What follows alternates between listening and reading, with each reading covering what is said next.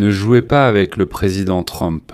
Aujourd'hui, un tel message est apparu sur la page officielle russe du département d'État américain, signé Président Trump, un homme. Vous ne saviez pas, maintenant vous savez. C'était un salut évident de Donald Trump à Vladimir Poutine et un clin d'œil au destin de Nicolás Maduro. Trump a aussi rejeté l'attaque fictive de drones ukrainiens contre la résidence de Poutine à Valdaï, inventée par le Kremlin, et a affirmé ne pas craindre le dictateur russe. C'est pourquoi il vaudrait mieux que Poutine réfléchisse au destin de son pays si la guerre en Ukraine se poursuit. Trump a récemment affirmé être prêt à imposer de nouvelles sanctions contre la Russie et Poutine, ajoutant qu'après l'opération contre Nicolás Maduro, les prix du pétrole ne plairaient pas à Poutine. Mais comme si cela ne suffisait pas, Trump a porté un autre coup au dictateur russe. Le président américain a clairement déclaré que l'Inde ferait face à une augmentation des droits de douane si elle ne cessait pas complètement d'acheter du pétrole russe. Il a dit que réduire les achats de pétrole russe, c'est bien, mais ce n'est pas une solution. Et il vaudrait mieux que l'Inde y renonce complètement. Et dans ce contexte, les Russes ne disent même pas un mot aux États-Unis au sujet de la capture de Maduro, qui a été jugé aujourd'hui devant un tribunal de New York. Il est intéressant de noter que des rumeurs circulent déjà selon lesquelles le Kremlin essaie même de négocier quelque chose avec les Américains dans cette situation. En gros, il dirait « Donnez-nous l'Ukraine et nous ne dirons rien au sujet du Venezuela », comme si quelqu'un allait vraiment écouter Poutine. D'ailleurs, à propos du procès concernant Maduro, regardez les épisodes précédents si vous ne les avez pas vus, tous les détails y sont. Au plus, Moscou a seulement convoqué avec Pékin le Conseil de sécurité de l'Organisation des Nations Unies pour exprimer sa grande préoccupation. Je m'appelle Alexei Pichi. Discutons ensemble de ce sujet, mais avant de commencer, je vous demande de vous abonner à la chaîne, de liker cette vidéo et d'écrire n'importe quel commentaire sous cette vidéo. Cela aide énormément à promouvoir le contenu sur YouTube et je vous en serai très reconnaissant. De plus, abonnez-vous à ma chaîne Telegram Pichi News, le lien se trouve dans la description de cette vidéo. Là-bas, nous publions des nouvelles en temps réel dès qu'elles arrivent, et elles y sortent souvent plus rapidement qu'ici sur YouTube. La première chose à laquelle j'ai prêté attention, c'est la déclaration de Donald Trump, selon laquelle il n'y a pas eu d'attaque contre la résidence de Poutine à Valdaï. Tout cela, c'est du grand n'importe quoi. D'ailleurs, Trump l'a affirmé de façon catégorique. Une journaliste à bord de l'avion présidentiel a demandé à Trump « Vous avez dit que vous seriez très en colère contre Zelensky. Si jamais il s'avère qu'il a porté ce coup contre la résidence de Poutine, Trump répond « Ce coup a bien eu lieu. » La journaliste « Poutine vous a dit au téléphone que c'était vrai et vous avez affirmé le croire. » Il y a eu quelques critiques, Trump l'interrompt et dit « Il y a eu quelque chose qui s'est passé assez près, mais cela n'a aucun rapport avec la résidence de Vladimir Poutine. » La journaliste demande « Pourquoi avoir cru Poutine et dit cela sur le président ukrainien ?» Trump répond « Parce qu'alors personne ne savait. J'ai été le premier à en entendre parler. » Quoi, sa résidence a-t-elle été frappée? Après avoir pu clarifier la situation, nous ne pensons pas que cela se soit produit. Vous avez dit que vous étiez très heureuse du président ukrainien Zelensky s'il faisait partie de ceux qui ont mené cela à la résidence. Je ne crois pas que cette frappe ait réellement eu lieu. Poutine a affirmé lors d'un appel que la frappe avait eu lieu, vous l'avez répété et cru malgré quelques critiques. Quelque chose s'est passé près d'ici, mais ce n'est pas lié. Pourquoi avoir cru Poutine à ce moment-là et évoquer l'Ukraine? Personne n'était au courant à ce moment-là. J'ai été le premier informé. Il a dit que sa maison avait été attaquée. Nous ne croyons pas que cela se soit produit. À ce moment-là, nous étions en Ukraine. Mais c'était la première chose que nous avons entendue. Et ici. Les services de renseignement américains ont affirmé qu'aucune attaque n'a visé la résidence de Poutine à Valdaï. Tout cela, ce sont des inventions du dictateur chauve Poutine. De plus, lorsque Trump affirme qu'il s'est passé quelque chose là-bas, c'est assez proche de la vérité. Il cite les services de renseignement américains, qui ont précisé que les drones visaient le 13e arsenal de la direction principale des missiles et de l'artillerie, où ils étaient stockés. La première chose que nous avons entendue à ce sujet, et nous en avons parlé avec vous, ce n'est pas ce que vous pensez, ce n'est pas ça, vous pensez à autre chose, n'est-ce pas? Sous-titre Losev, relecture Koumakov. Qu'est-ce qui est important?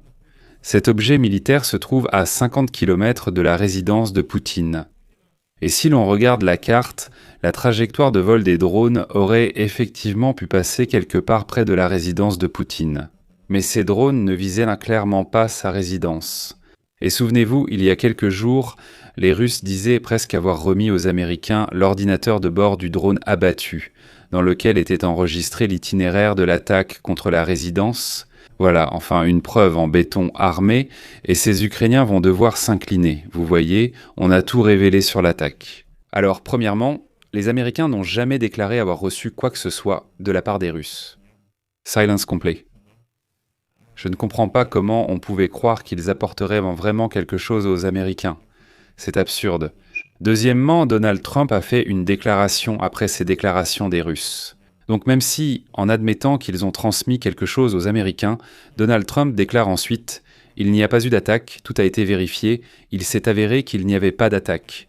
Et troisièmement, avez-vous remarqué que même la propagande russe ne parle plus de cette fausse attaque contre la résidence de Vladimir Poutine? Vous avez remarqué comme tout le monde s'est soudainement tu. Ils n'ont pas réussi à faire échouer les négociations, ils n'ont pas réussi, mais il semble que cela ait vraiment mis Donald Trump en colère.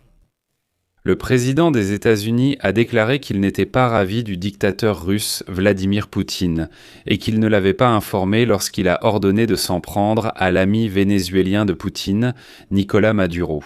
Il n'a certainement pas peur d'un dictateur chauve. Donald Trump a dit espérer avancer vers une résolution pacifique de la guerre menée par la Russie contre l'Ukraine.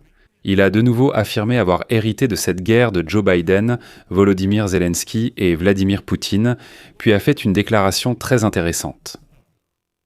Si nos gens, nos militaires, étaient impliqués dans la guerre entre l'Ukraine et la Russie, elle ne durerait pas très longtemps, alors qu'actuellement c'est un bain de sang. Donald Trump semble passer des paroles aux actes. La capture de Nicolás Maduro aura de lourdes conséquences pour Vladimir Poutine. Parlons d'abord du pétrole. Selon Bild, le Kremlin redoute qu'un renversement de Nicolás Maduro fasse baisser le prix du pétrole et nuise à l'économie russe. Ainsi, Vladimir Poutine a ordonné aujourd'hui de renforcer rapidement la collecte des impôts et taxes pour combler le déficit budgétaire. Comme le montrent les documents sur le site du Kremlin, vous pouvez vérifier vous-même.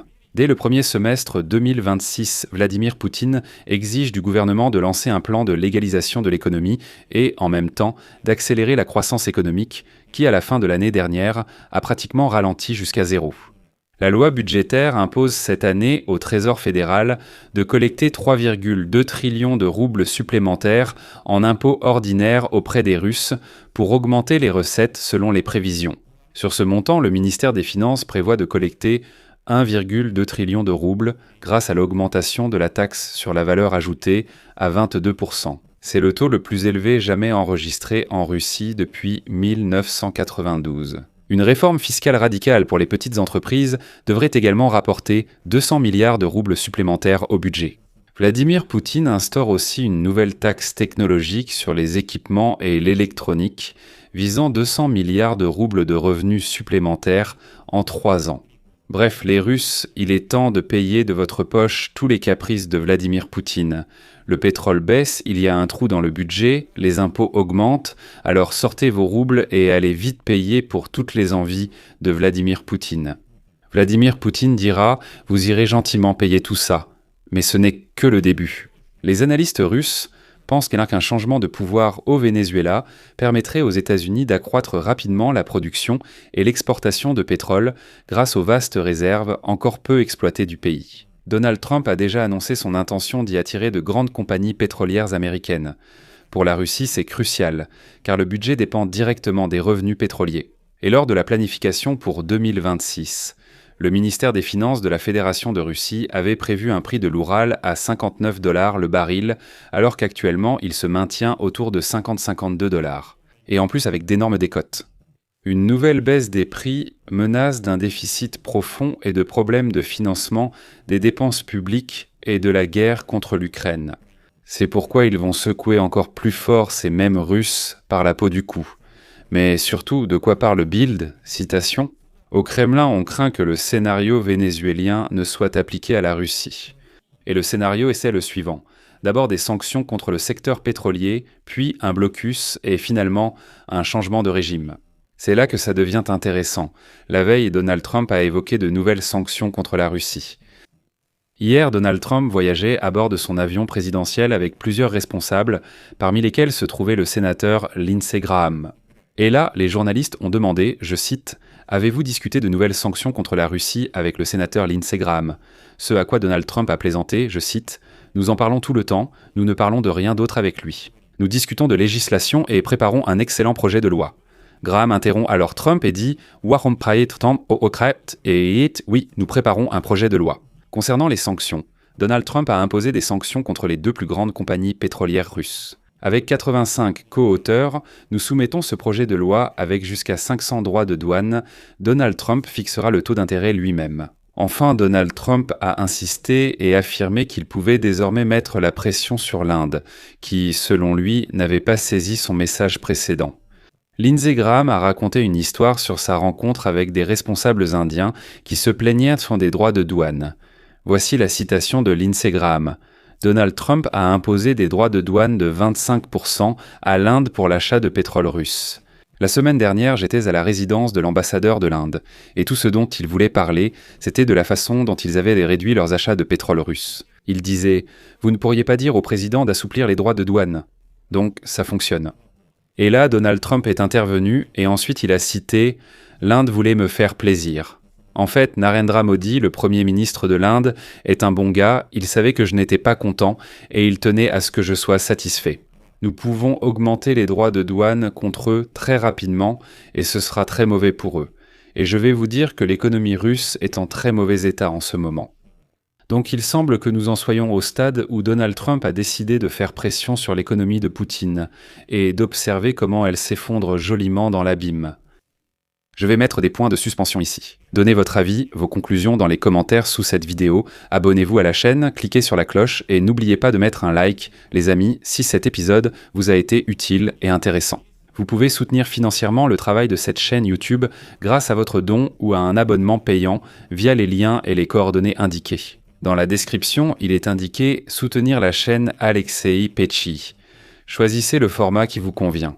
Je vous serai reconnaissant pour tout soutien de votre part. C'est tout pour aujourd'hui. Prenez soin de vous. Au revoir à tous.